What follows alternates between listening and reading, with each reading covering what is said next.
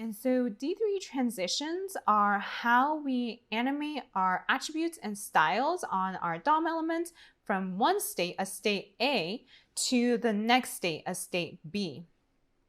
And this animation, this transition from state A to state B, is really important for us in data visualization to maintain what we call object constancy so that we can visually keep track of all of the updates that are happening on the screen, all of the updates that are happening between the first data set, our old data set, to the new data set. So I actually got an interesting question from our classroom earlier about how, if you remember when we were talking about our original data for our bar chart with the 5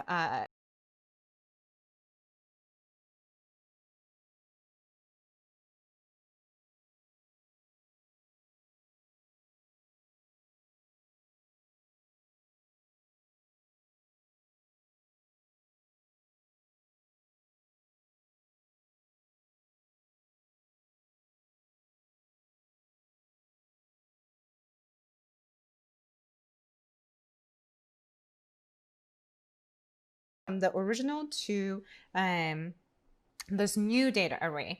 And the simple answer is that D3 does not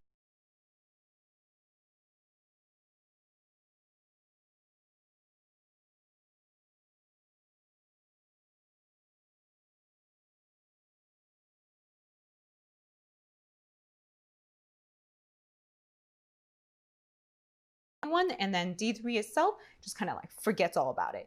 But one interesting place that it does and can persist is with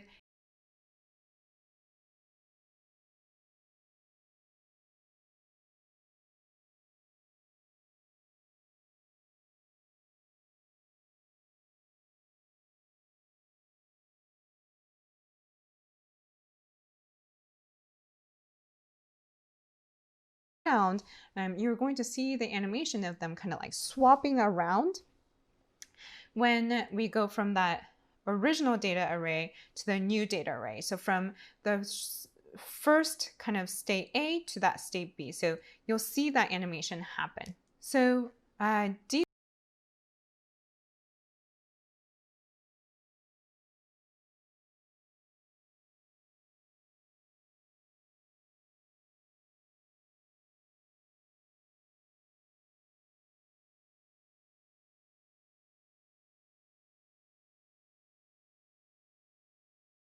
bounces, or we can potentially chain our animation, so we can have, our bars do one animation, maybe it fades in, and then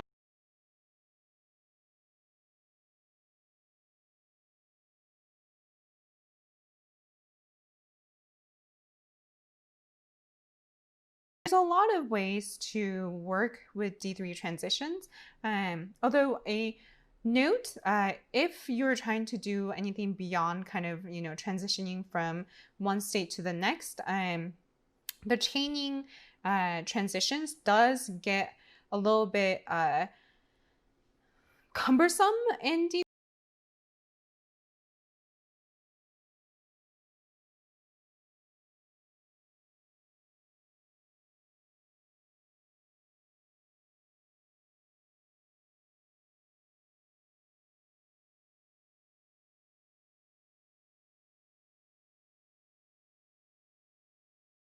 I would recommend that for if you want to do really advanced animations. So use Greenstock for very advanced animations, but certainly D3 is really great for if you're doing some simple transitions for our DOM elements to go from one place to the next.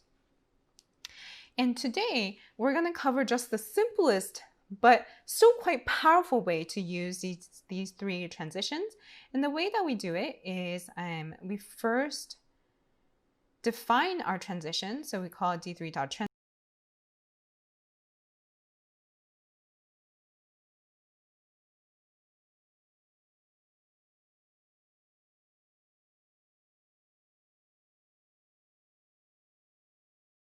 T so that we can, if we have multiple different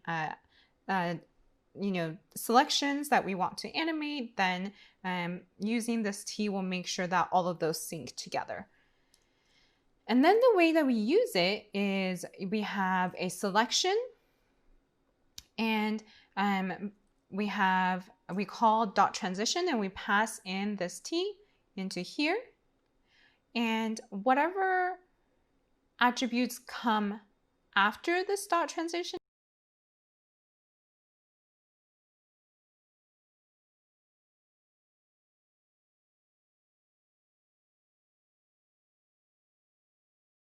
on everything after that transition to know what attributes or styles to animate. And if and then it will look